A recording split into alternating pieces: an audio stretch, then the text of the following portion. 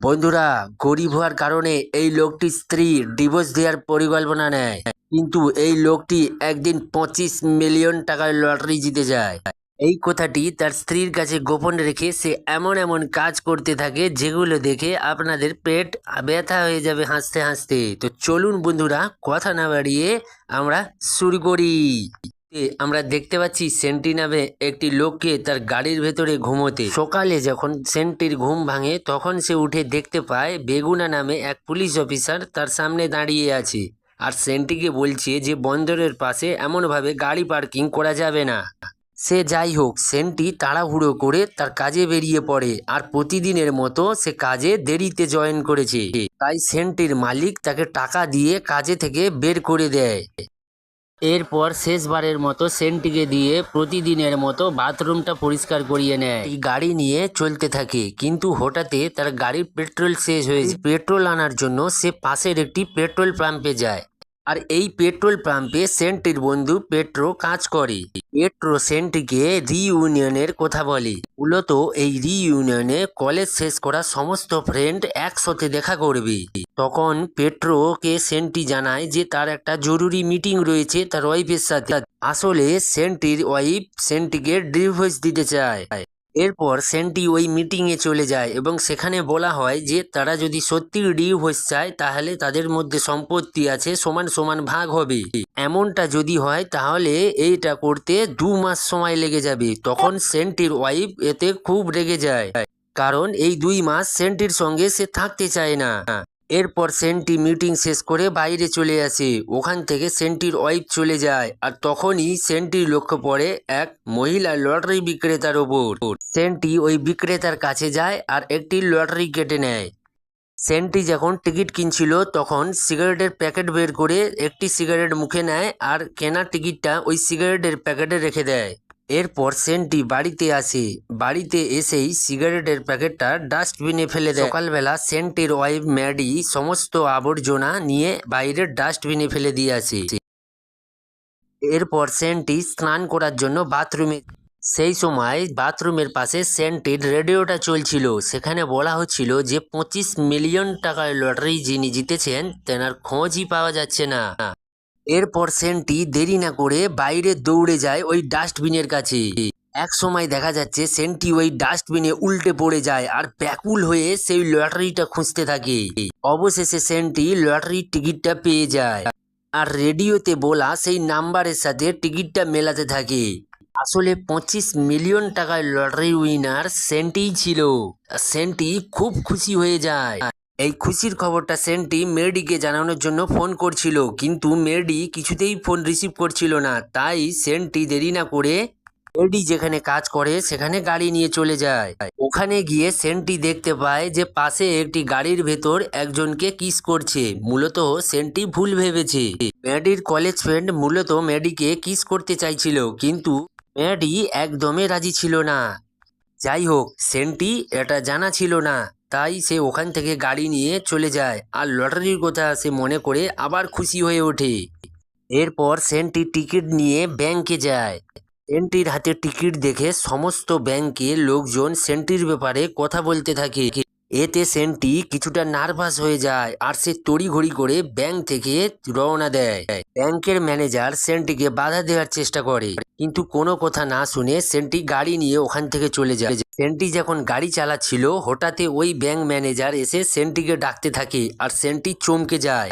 উত্তরে বলে ওই ব্যাংক ম্যানেজার আগে থেকেই গাড়িতে উঠে বসেছিল সেন্টির সাথে দেখা করার জন্য।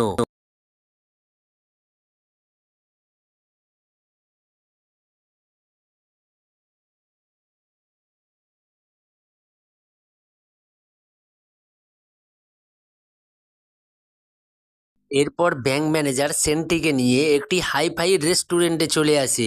সেন্টিকে অ্যাডভাইস দিতে থাকে ওই 25 মিলিয়ন টাকা কোথায় কিভাবে ইনভেস্ট করতে হবে। সেন্টিকে আরও বলতে থাকে যে এই বিষয়ে আমার চেয়ে এক্সপার্ট কাউকে কোথাও খুঁজে পাবেন না। ধীরে ধীরে সেন্টি ওই ব্যাংক ম্যানেজারের কথা বিশ্বাস করতে থাকে। তাই সেন্টি ওই ব্যাংক ম্যানেজারকে ফাইন্যান্সিয়াল অ্যাডভাইজার পার্টনার বানাতে রাজি হয়ে যায়। সেন্টি ব্যাংক ম্যানেজার ডেমিনকে বলে যে 2 মাসের ভিতরে তার স্ত্রীর সাথে ডিভোর্স হয়ে যাবে, তখন আমার অর্ধেক সম্পত্তি আমার স্ত্রীকে দিয়ে দিতে হবে। এই কথা শুনে ব্যাংক ম্যানেজার ডেমিন সেন্টিকে বলে, এই লটারির কথা আপাতত 2 মাস কেউ না যেন জানতে পারে, আমাদের কথা গোপন রাখতে হবে। কিন্তু সেন্টি এতে রাজি ছিল না, কারণ সেন্টি এই খুশির খবর তার ওয়াইফকে শোনাতে চায়। ডেমিন ও সেন্টি যখন কথা বলছিল তখন ওই রেস্টুরেন্টে সেন্টির ওয়াইফ ও তার কলেজ ফ্রেন্ডকে নিয়ে আসে, আর এটা দেখে সেন্টি খুব রেগে যায়। সেন্টিকে যাতে না চিনতে পারে তখন সে তড়িঘড়ি করে ওই সিকিউরিটির টুপি পরে ওখানে দাঁড়িয়ে পড়ে। এরপর সেন্টি সিদ্ধান্তই নিয়ে নেয় যে ওই লটারির কথা তার ওয়াইফকে বলবে না, গোপনে রাখবে।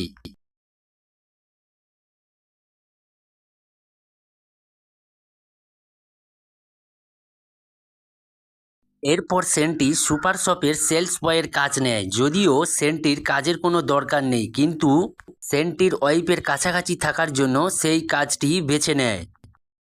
এরপর সেন্টি একটি শপিং মলে যায় আর সেখানে কিছু দামি দামি ড্রেস আর তার জরুরি কিছু জিনিসপত্র কিনে নেয়। কিন্তু ওই শপিং মলে সেন্টি তার বন্ধু মার্কোকে দেখে ফেলে। তখন সেন্টি ওখানে কর্মরত এক মহিলাকে বলে মার্কোকে যে কোনো উপায়ে আটকাতে হবে, সে যেন কোনো মতে ভেতরে না প্রবেশ করে। তারপর ওই মহিলাটি ভুংছাং বুঝিয়ে মার্কোকে আটকে দেয়, আর এতে খুশি হয়ে সেন্টি ওই মহিলাকে একটি জুয়েলারি গিফট করে। এরপর সেন্টি বাড়িতে আসে। দামিক দামিক জিনিসপত্র পাশের একটি গোডাউনে রেখে দেয়, যেখানে কেউ যায় না। এরপর সেন্টি কিছু দামিক খাবার ফ্রিজের ভিতরে রাখে আর সে খুব আনন্দ হয়ে ডান্স করতে থাকে। তখনই সেন্টির ওয়াইফ ওখানে চলে আসে।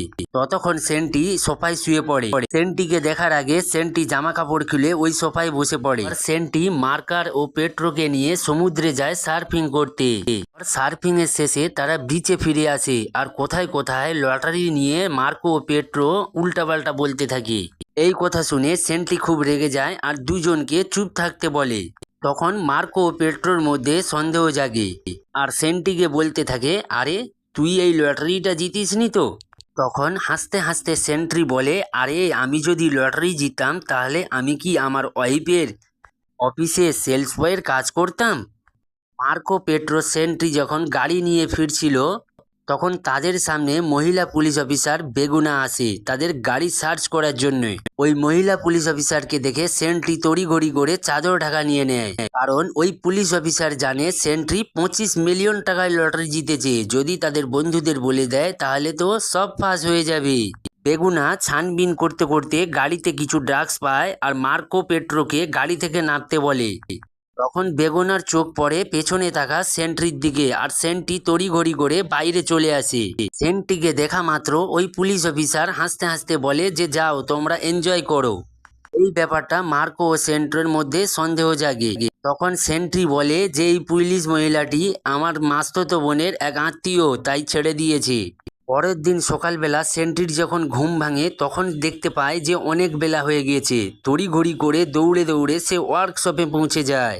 সেখানে সেন্ট্রির ওয়াইফের সঙ্গে দেখা হয় আর সেন্ট্রিকে জিজ্ঞাসা করে, তুমি রাতে কোথায় ছিলে? ভুলবশত সেন্ট্রি বলে দেয় যে আমি রাতে একটি বিলাসবহুল হোটেলে ছিলাম, আর একথাটি সেন্ট্রির ওয়াইফ কিছুতেই মানতে রাজি ছিল না। যাই হোক, তারপর ওখানে সেন্ট্রির স্ত্রীর সেই কলেজ ফ্রেন্ড চলে আসে। সমুদ্রে সার্ফিং নিয়ে সেন্ট্রিকে উল্টাপাল্টা বলতে থাকে, এতে খুব সেন্ট্রি অপমানিত হয়। এরপর সেন্ট্রি ব্যাংক ম্যানেজারের সঙ্গে কথা বলে অস্ট্রেলিয়া থেকে একজন দক্ষ সার্ভিং প্লেয়ারকে হায়ার করে। দক্ষ সার্ভিং প্লেয়ারের সঙ্গে কিছুদিন সেন্ট্রি সার্ভিং প্র্যাকটিস করতে থাকে। বেশ কিছুদিন করার পর সেন্ট্রি একজন দক্ষ সার্ভিং প্লেয়ার হয়ে ওঠে। হঠাৎ একদিন ম্যারিও ওই দক্ষ সার্ভিং প্লেয়ারের সঙ্গে সেন্ট্রিকে দেখে নেয়। আশ্চর্য হয়ে যায় যে কিভাবে অস্ট্রেলিয়ার ওই দক্ষ সার্ভিং প্লেয়ারকে সেন্ট্রি হায়ার করেছে। সকালবেলা ডেমিনকে সাথে নিয়ে সেন্ট্রি রোমালোর কাছে যায় তার বোটটা কেনার জন্য। রোমালো সেন্ট্রিকে এই গেট আপে দেখে রীতিমতো অবাক হয়ে যায়। সেন্ট্রি রোমালোর কাছে অনেক বেশি টাকা দিয়ে তার ওই বোটটি কিনে নেয়। সেন্ট্রি তার আগের প্রতিশোধটা নিয়ে নেয়। হ্যাঁ বন্ধুরা, কি ভাবছেন কি প্রতিশোধ? সেন্টিকে কাজে থেকে বের করে দেওয়ার আগে রোমালো সেন্টিকে দিয়ে বাথরুম পরিষ্কার করিয়েছিল, আর সেই কাজটি সেন্ট্রি আজ একইভাবেই করে প্রতিশোধটা নিল। একদিন রাস্তাতে সেন্ট্রির সাথে মার্কো পেট্রোর দেখা হয়ে যায়। সেন্ট্রিকে দামি জামা পোশাক পরে থাকতে দেখে মার্কো পেট্রো জিজ্ঞাসা করে। উত্তরে সেন্ট্রি বলে যে আমি এক নতুন চাকরি পেয়েছি, সেখানে এমন দামি পোশাক পরে যেতে হয়। ট্রফিক ঘোরানোর জন্য সেন্ট্রি মার্কো পেট্রোর খোঁজ নিতে থাকে। এতে মার্কো পেট্রোর খুব রাগ হয় আর ওখান থেকে চলে যায়, কারণ কয়েকদিন ধরে সেন্ট্রি মার্কো পেট্রোর সঙ্গে দেখাই করে না। একদিন সেন্ট্রি ডেমিনের সাথে ডিনার করে বাড়িতে ফিরে আসে। সেন্ট্রি এসে দেখতে পায় ম্যারিটের বাবা মা এসেছে। সেন্ট্রি আসা মাত্রই ম্যারিট সেন্ট্রির সাথে ভালো আচরণ করতে থাকে।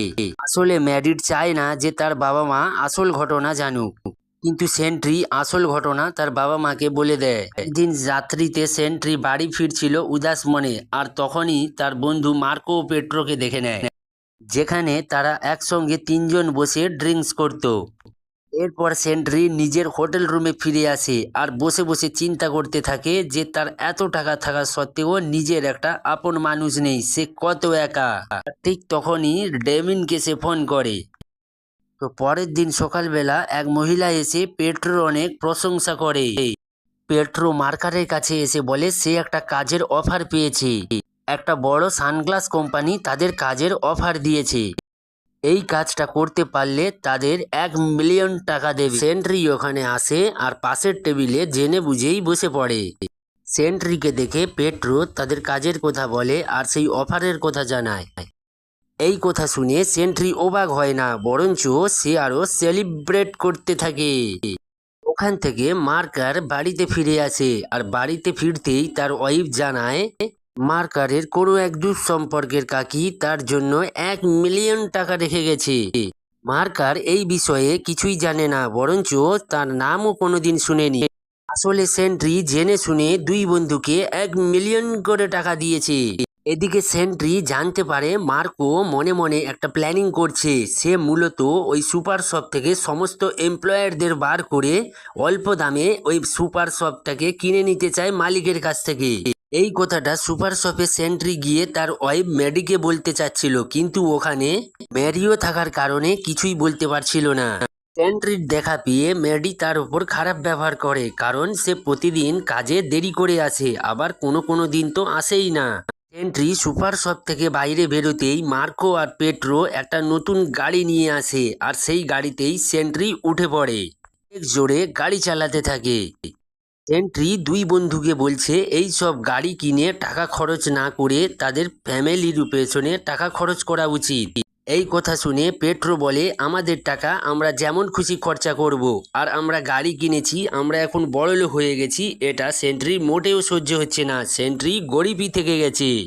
এই কথা শুনে সেন্ট্রি মোটেও চুপ থাকতে পারল না, সে এক জায়গায় গাড়ি থামাতে বলে। দুই বন্ধুকে বলেই ফেলে এই গাড়ি আমার টাকাই কেনা। পরের দিন সকালবেলা ম্যাডিকে ম্যারিও ফোন করে, এতে সেন্ট্রি খুব রেগে যায়। সেন্ট্রিও এক অজানা মেয়েকে ফোন করে রোমান্টিক কথা বলতে থাকে, এতে ম্যাডির খুব রাগ হয়। ম্যাডিও সুপার শপের সমস্ত এমপ্লয়ারদের বলে দেয় এই সুপার শপটি শীঘ্রই বন্ধ হতে চলেছে। এই কথা শুনে ম্যাডি ও অন্যান্য এমপ্লয়াররা খুব হতাশ হয়ে পড়ে। এরপর আমরা দেখতে পাচ্ছি সেন্ট্রি ম্যাডিকে বলে যে চলো আজকের আমরা ডিনার করি। এই কথা শুনে ম্যাডি ভাবে যে এই ডিনারের পয়সাটা আমাকেও দিতে হবে। উত্তরে সেন্ট্রি বলে যে আমি এতটা অপদার্থ নই যতটা তুমি ভাবো। বাড়িতে এসে সেন্ট্রি ক্যান্ডেল জ্বালিয়ে ডিনারের ব্যবস্থা করে। সেন্ট্রির কিছু কিছু কথা শুনে ম্যাডিও কিছু সময়ের জন্য ইমোশনাল হয়ে পড়ে। এরপর সেন্ট্রি তার লটারির কথাটা সে ম্যাডিকে জানায়। ম্যাডি মনে করে যে তাকে বোকা বানানো হচ্ছে, সে মোটেও বিশ্বাস করে না। লটারির কথা ম্যাডি পরে বিশ্বাস করে, কিন্তু খুব রাগ হয়, কেননা সেন্ট্রি এতদিন তাকে কিছু জানায়নি। এই রাগে ম্যাডি বাড়ি থেকে বেরিয়ে যায়। এদিকে ম্যাডির বান্ধবী ম্যাডিকে বলছে এই লটারির বিষয়টা নিয়ে তোমার খুশি হওয়া উচিত, কারণ এই লটারির অর্ধেক টাকা তুমিই পাবে ডিভোর্স হওয়ার পর। কিছুক্ষণের মধ্যে ম্যাডির মোবাইলে একটি মেসেজ আসে, আর চেক করতেই দেখে সেন্ট্রি অলরেডি তার হাফ টাকা ব্যাংকের মাধ্যমে ট্রান্সফার করে দিয়েছে ম্যাডির অ্যাকাউন্টে। ম্যাডির বান্ধবী বলে এই ডিভোর্স পেপারে তুমি সই করলে হাফ টাকার তুমি মালিক হয়ে যাবে। এই কথাতে ম্যাডি আপত্তি জানায়। ম্যাডি মনে করে এখনও তাকে সেন্ট্রি মনে প্রাণে খুব ভালোবাসে। এরপর ম্যাডির কাছে একটা ফোন আসে আর জানতে পারে যে সেই সুপার শপটি আবার চালু হচ্ছে। কোনো এক অজানা লোক সেই সুপার শপটিকে কিনে নিয়েছে। এই কথা শুনে সে ম্যারিওর অফিসে যায় আর ম্যারিও একজনের কাছে ফোন করছিল। ফোনে কথা শুনে ম্যাডির একদমই পছন্দ হয় না। ম্যারিওকে বলতে থাকে সেন্ট্রি তোমার ব্যাপারে যে কথাগুলো বলতো সেগুলিই ছিল ঠিক। এরপর ব্যাংক ম্যানেজার ড্যামিন সেখানে আসে আর ম্যাডিকে একটি ডকুমেন্টস দিয়ে বলে ম্যারিওকে ওই পোস্টিং থেকে সরিয়ে দেওয়া হয়েছে আর সেই জায়গায় তোমাকে যুক্ত করা হয়েছে। তখন ম্যাডি পুরোপুরি বুঝে যায় এই কাজগুলি সেন্ট্রি করছে। ব্যাংক ম্যানেজারকে সেন্ট্রির ব্যাপারে সে জিজ্ঞাসা করে। ব্যাংক ম্যানেজার জানায় সেন্ট্রি এখন এয়ারপোর্টে রয়েছে। তড়িঘড়ি করে এয়ারপোর্টে যাওয়ার জন্য ম্যাডি বাইরে বেরিয়ে আসে। মহিলা পুলিশ অফিসার বেগুনার সাথে দেখা হয় আর তাকে সেন্ট্রির ব্যাপারে বলতে বাইকে করে ম্যাডিকে এয়ারপোর্টে নিয়ে যায়। এয়ারপোর্টে গিয়ে সেন্ট্রিকে একটা সাটিয়ে চড় মারে, তারপর দুইজনকে জড়িয়ে ধরে। এমন একটা মজার মুহূর্তের মধ্য দিয়ে আজকের আমাদের গল্প শেষের পথে। তো বন্ধুরা, গল্পটা কেমন লেগেছে অবশ্যই কমেন্ট করে জানাবে আর ভালো লাগলে একটা লাইক দিয়ে দেবে বন্ধুরা। পরবর্তী ভিডিও নিয়ে অবশ্যই আপনাদের কাছে আসবো। আজকের মতন টাটা বাই বাই। ভালো থাকবেন, সুস্থ থাকবেন বন্ধুরা।